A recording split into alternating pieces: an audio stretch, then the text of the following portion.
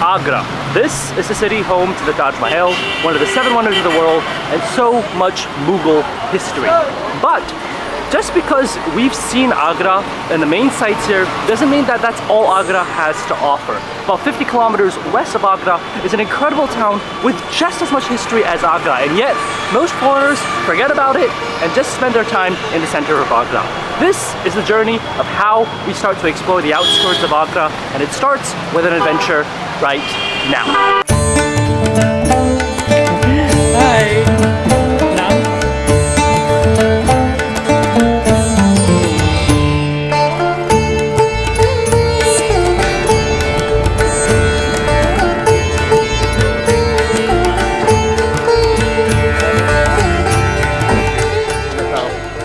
Later from Agra, we've made it to the actual town that we're going to visit today. This is a town called Fatehpur Sikri. Now, the ride over was actually nice but a bit messy. A lot of greenery, a lot of nature. Fortunately, there were also quite a few pools of water because it's raining here in Agra. It's bad weather here in the city, so it's still raining right now, so I'm kind of starting to get drenched just a little bit. An umbrella sounds like it was a good idea earlier when people were offering it.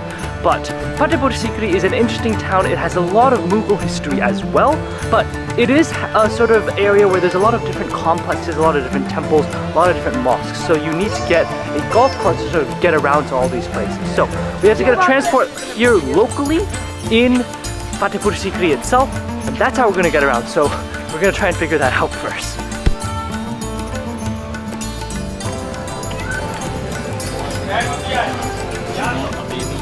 We've managed to get on the golf cart. These are again one of the electrical vehicles here, so they're not run by gas. It really shows that a lot of like the rickshaws, the e-rickshaws, a lot of electrical initiatives here, but we're literally packed in the corner facing where we're leaving from. It's a nice seat, but with the rain, this is probably the best option to get around.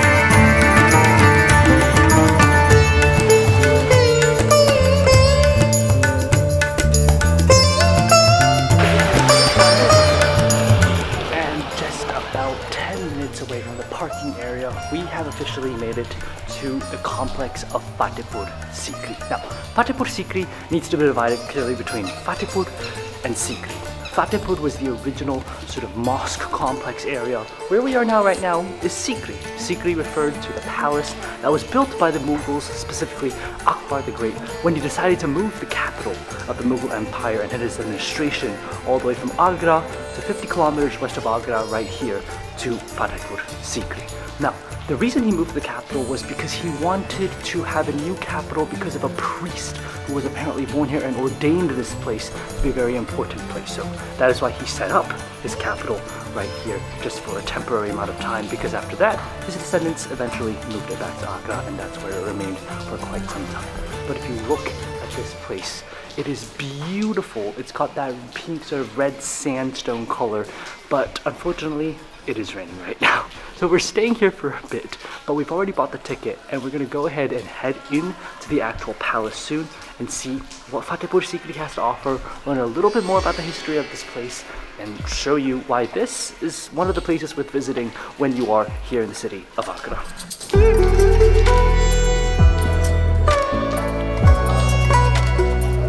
This entire forecourt here in front of the palace was the Diwan-i-Khas. This was the hall of public audience, and Akbar literally sit right here on the very top where people would come in. The purpose of this sort of hall was for ordinary public citizens to come in and issue petitions or complaints, or if there were any disputes, for Akbar to hear them and then to make a decision. So it was like a big hall for the public. That's why it's the hall of public audience. And some of the ministers would also be around here, but it would be a chance if you were an ordinary citizen living under the Mughal Empire, you'd have a chance to at least have your dispute heard, have your issue heard, have your problem heard, and then the king, Akbar, would be able to make some decision on it.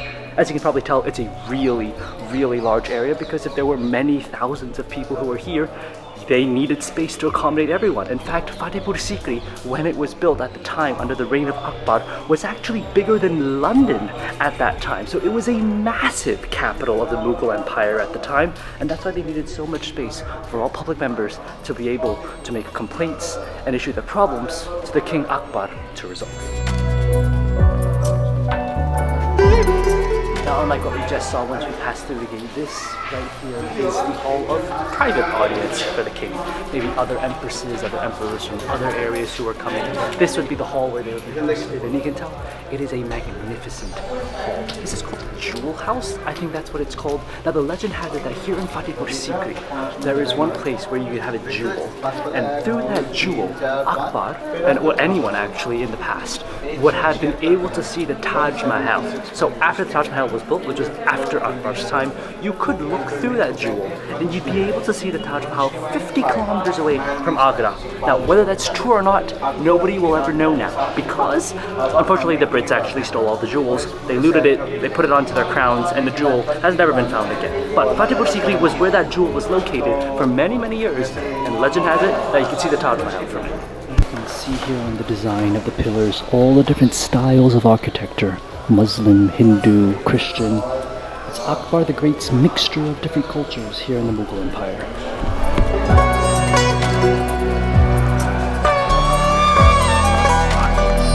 Now this building right here was the Treasury. Like every empire, like every palace, you needed a treasury to keep charge of how much money you have, how much gold you have, how much silver you have, how rich are you as an empire.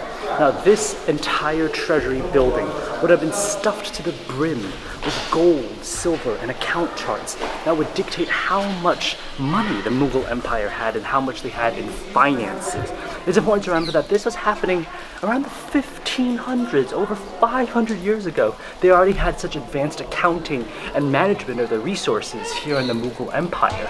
But that's how they were able to build all these massive construction projects. That's how they were able to finance the Taj Mahal, all these, the Agra Fort, this entire city built out of scratch when Akbar said it needed to be built here. Yes, there was already a town here that sort of existed, and there's also a lot of pre-civilization evidence here, but very much most of the structures we see right here, the entire palace, the court, was all built by Akbar, ordered by Akbar, and financed by the Mughal Empire hundreds of years ago. It's impressive that it's able to last this long, but in my opinion, I love the building of the Treasury because you can see the Jewel House right over there. You can see an incredible view of the city below of Fatehpur Sikri, and it's a nice place to stay away from the rain, especially when it's raining here in Agra. You see here again, lotus, sign of Hinduism, sign of the Indian people that were already here. Then right below it, a Muslim design, a sign of the Mughal Empire, a sign specifically of Akbar, of mixing the different cultures, being okay, being secular, having these different signs to represent the different parts of his empire, the different people of his empire, the diversity in his empire that he embraced in the great Mughal Empire hundreds of years ago.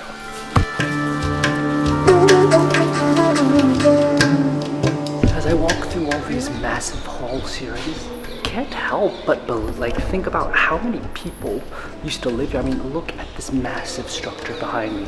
There are hundreds of pillars just in this building alone, and across the palace complex, who knows how many thousands of these sort of rooms there were. There's just so much space, so many places that were just literally built when Akbar said, we are going to build something in Fatehpur Sikri. And I mean, no wonder this city was bigger than London. If you walk around here, it's a massive area. It is so big. Like, no wonder there were so many people living in Fatehpur Sikri at the time. The king had literally just asked everybody to move his whole court, just to move it, and he did. It really shows the magnificence of the empire, and again, their knack for just building these big, massive buildings. They're really good at it. They're really good at it in Agra. They're really good at it in Fatehpur Sikri. That's just their given talent. Big buildings, architecture, and styles that are mixing all the different religions and cultures and architectural designs.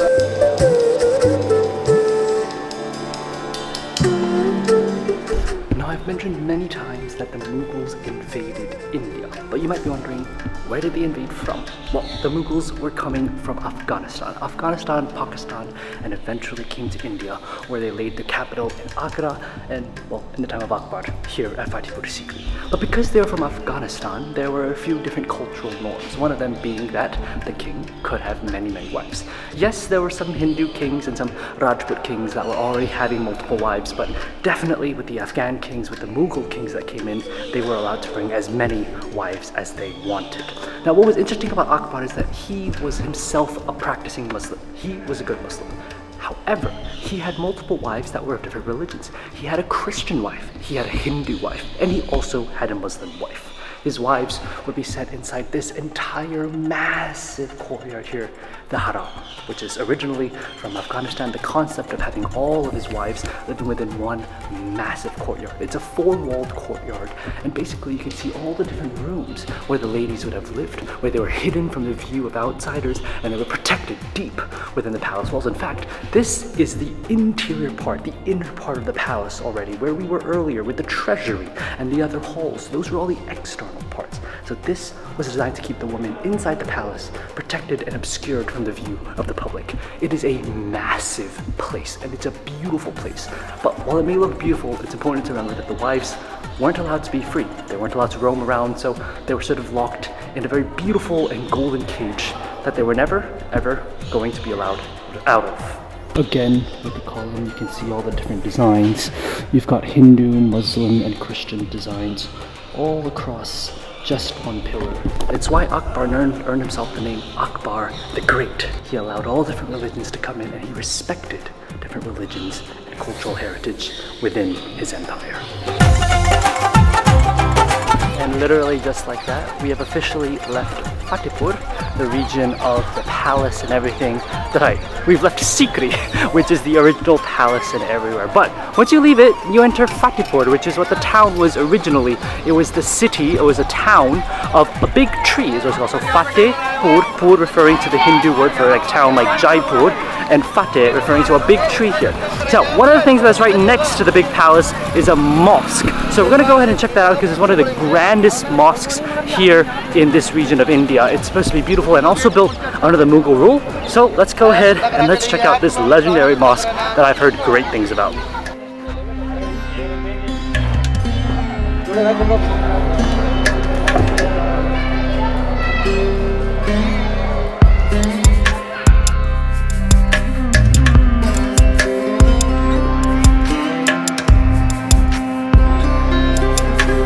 Now, if you saw my other Agra vlog, you'll know that in the center of Agra, there is a big mosque called Jama Masjid. Well, here in Fatehpur Sikri, there is another Jama Masjid. I actually think that in every big North Indian city, there is at some point you're gonna find a Jama Masjid because there is still a sizable Muslim population here in India. Now here in Fatehpur Sikri, this Jama Masjid dates back to the time of the Mughal Empire. This is a massive, massive complex, and the door, actually one of the main doors, is one of the most beautiful things you're gonna see. We're gonna see that on the opposite side of the mosque actually. But this mosque is a massive, massive mosque, and it is a living mosque. People here in Fatehpur Sikri and even from other parts of India still come here to pray, to worship. And the thing is, because it's a living mosque and it belongs to the public, this is not a tourist destination where you need an entrance fee. The palace, you did have to pay an entrance fee for, so the Sikri part of Fatehpur Sikri is still, you need a ticket to go in. But this mosque is open to the public. It's a public mosque. The only thing you have to keep in mind is that if you are coming in, you have to be fully clothed. Long pants has to be the case. Now, that's been very, very strict here in India and other parts of the world. When I go into a mosque, as long as I've got a shorts that can cover my knees, that's usually going to be okay. But here, they're really, really strict. Even if it covers your knees, that's not enough. It has to go all the way up to your ankles. So you just need to keep in mind that you got to have a long pair of pants with you at all times just to cover everything up in order to get access to a lot of the mosques here in India. This marble white building right behind me is possibly one of the most important buildings here. It's the reason that this entire city of Fatehpur Sikri exists. The reason Akbar decided to build this entire city of Fatehpur Sikri is because he had a priest called Salim. Salim was the high priest to the king, and remember I told you about how Akbar had three wives, a Christian wife, a Muslim wife, and a Hindu wife. Well, he was able to get a son from his Hindu wife, and he thanked Salim for the priest for all of his religious rites and his role in doing that. So, as a thank you to Salim, Akbar decided to build Fatehpur Sikri and move the capital here. Now this white building, this white marble building, this is where Salim is buried. His body is within the actual tomb itself, and you can actually see a lot of people going around. All of Salim's family members who are all buried right here next to where Salim is. So once you've set yourself up for life, everyone in your family is pretty much set by Akbar the Great.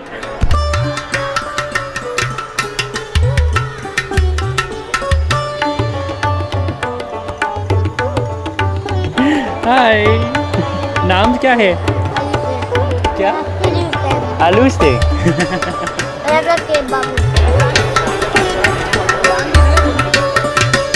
Now this is one of the grandest structures you're going to find here in Fatehpur Sikri. It's something known as Buland Darwaza. I think that's how you say it. It is a massive, massive imperial gate, and it marks one of the main entrances into the mosque. You can literally see right behind me. That is the entire view of Fatehpur Sikri. It is raised on this massive hill, and then you've got that as your grand entrance. It is one of the biggest gates you're gonna find in India, and it is so beautifully designed. You can see the Arabic influences, the Hindu influences, and it's just so beautiful. It is magnificent. It is one of the most magnificent things I have seen here in India. Now, once you walk across the gate, the stones actually get really, really hot. So earlier having it rain was actually kind of a good thing, now I'm realizing. My feet are actually burning, so let's go back in the mosque because it is really hot on my feet right now.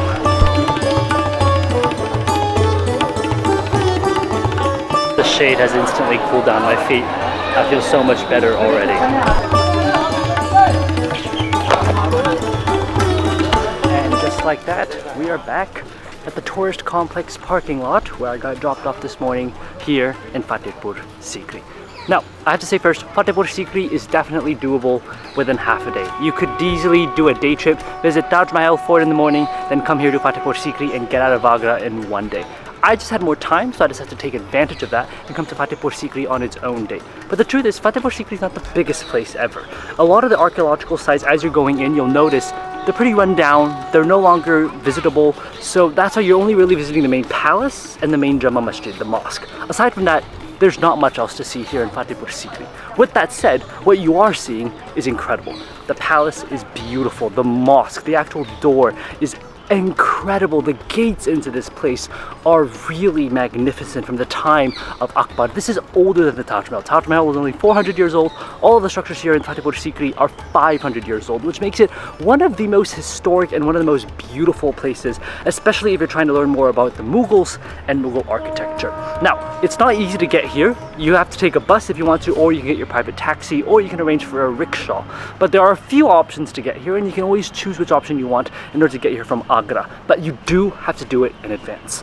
But with that said, I would say Fatehpur Sikri is definitely worth a day trip over. The palace is just incredible, and you learn so much about the history. You really see, like I said, Fatehpur Sikri was bigger than London during the time when it was thriving as a capital of the Mughal Empire. When you get there, you really see the size of it, you see the magnificence of it, and it makes sense why it was so important. So with that, I'm gonna go ahead and end the video right here at Fatehpur Sikri. From here, we're just going back to Agra, and we're gonna continue exploring the rest of India. So I hope you guys have enjoyed this video. If you did, definitely give it a thumbs up and subscribe for more food and travel videos. We've got a lot more videos coming from India, so make sure to stay tuned, and I'll see you all on the next one.